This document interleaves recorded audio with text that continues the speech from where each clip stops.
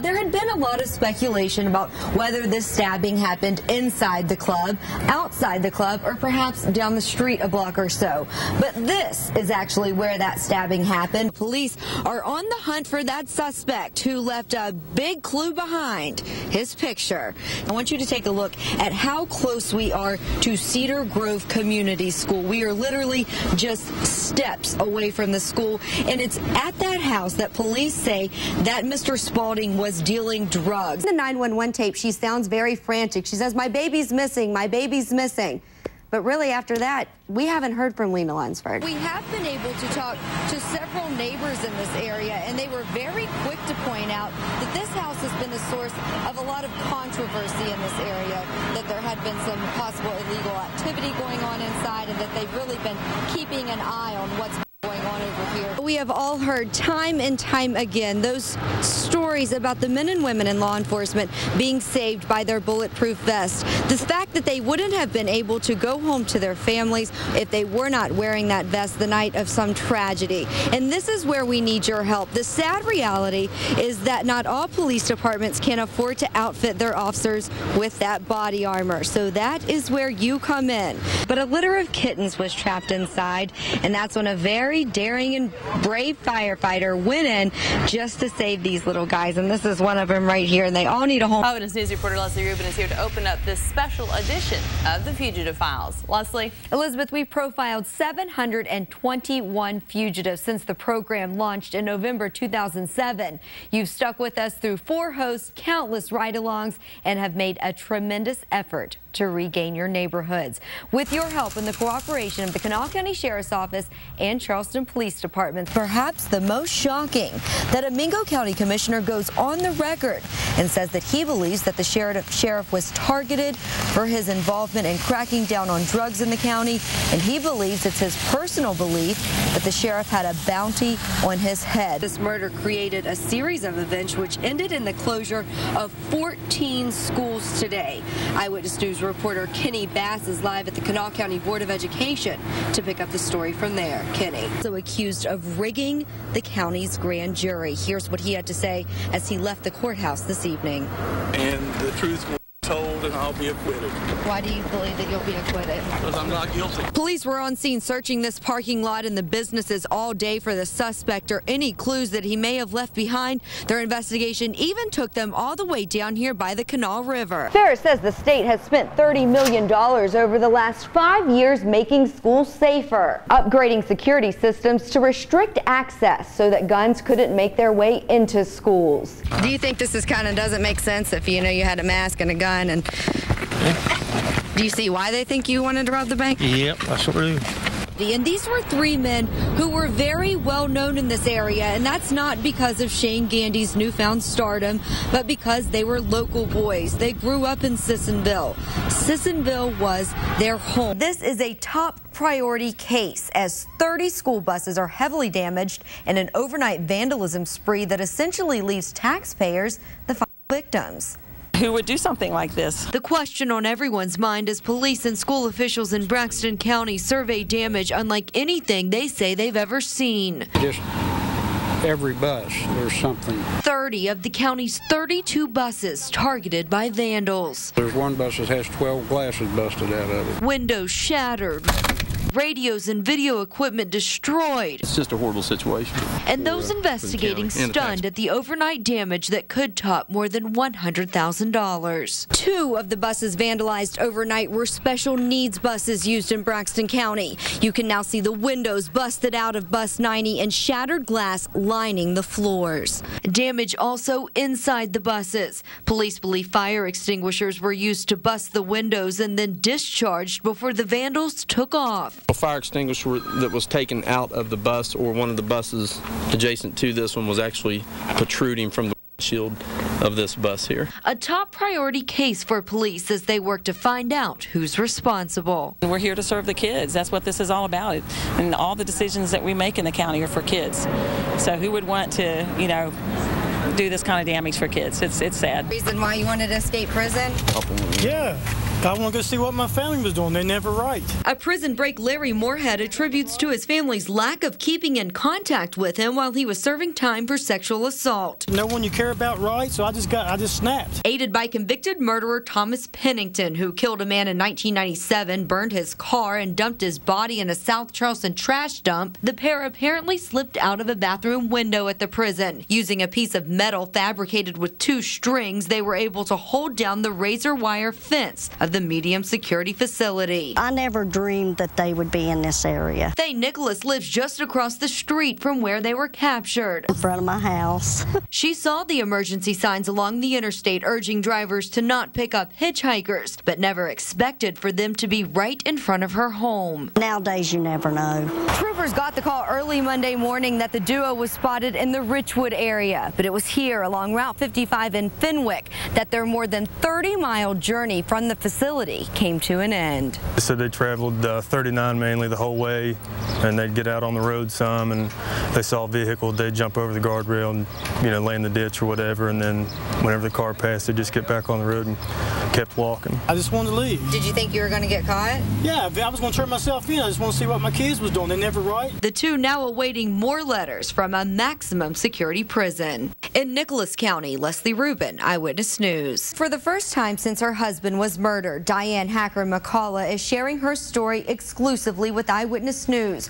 Her story of perseverance is inspiring, and we hope it will inspire you to give back.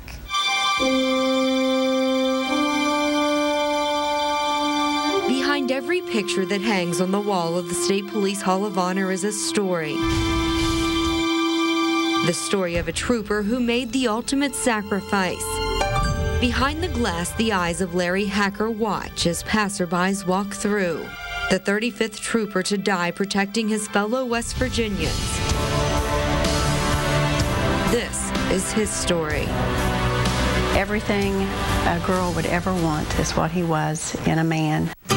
Diane Hacker McCullough found love at a young age. She married her high school sweetheart when they were both 17, and soon they had 2 daughters. Her husband, Larry Hacker, was an avid outdoorsman who loved deer season more than any other time of the year. But above all, he was a Christian man, a father, and a loving husband. He was just kind and always wanted to give everyone the benefit of the doubt.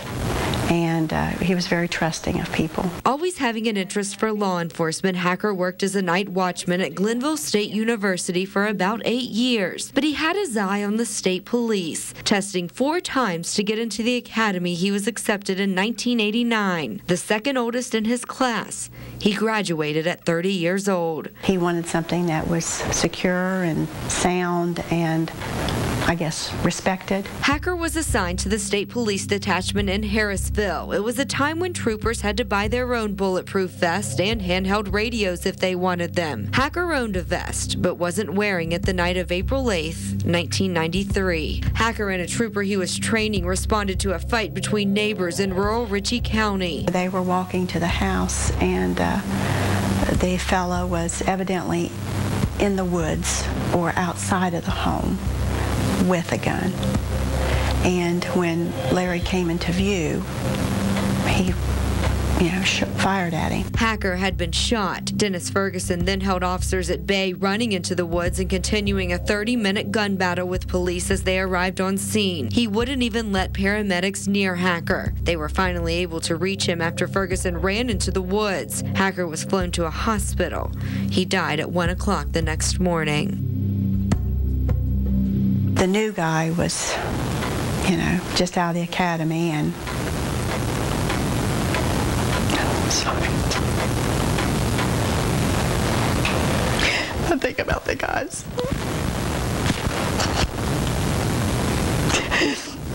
that just happened to. I'm sorry.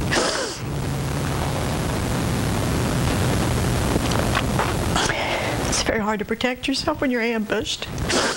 The guys that just got killed, that happened to them. But it was like real reality about what your job's about when you see something like it happen.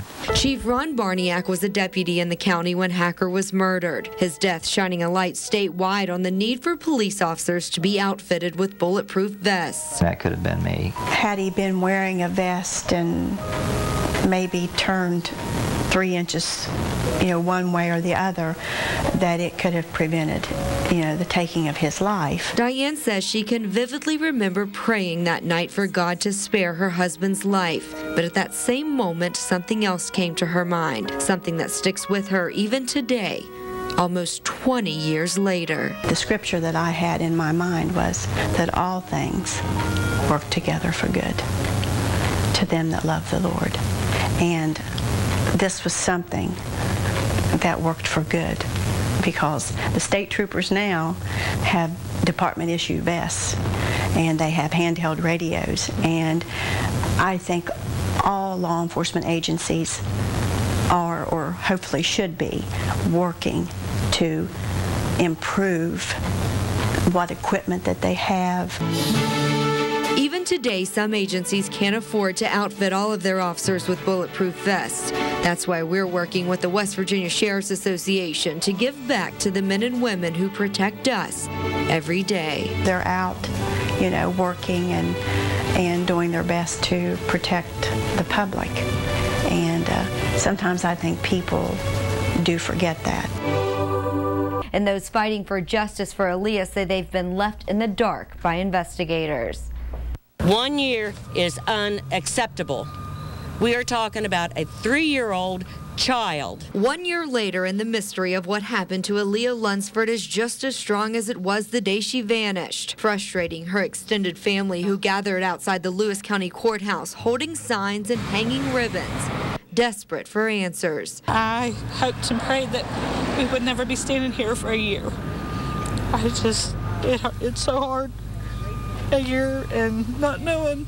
The small group of extended family has been at the forefront of the search for Aaliyah, even staging their own searches and praying for closure in a case that's rocked the entire community. Aaliyah is what is important. She's a precious child of God that we need to find. Not at the courthouse today, her mother, Lena Lunsford. She's serving an 8-month prison sentence for welfare fraud that was uncovered after Aaliyah's disappearance. Her stepfather, Ralph, still living in Lewis County, but neither has ever publicly made a plea for their daughter's return. Fingers have been pointed at the couple since day one, but the FBI has never publicly named them suspects. Bowen says an investigator in the case told her without their cooperation, the girl would likely never be found. They're not going to confess.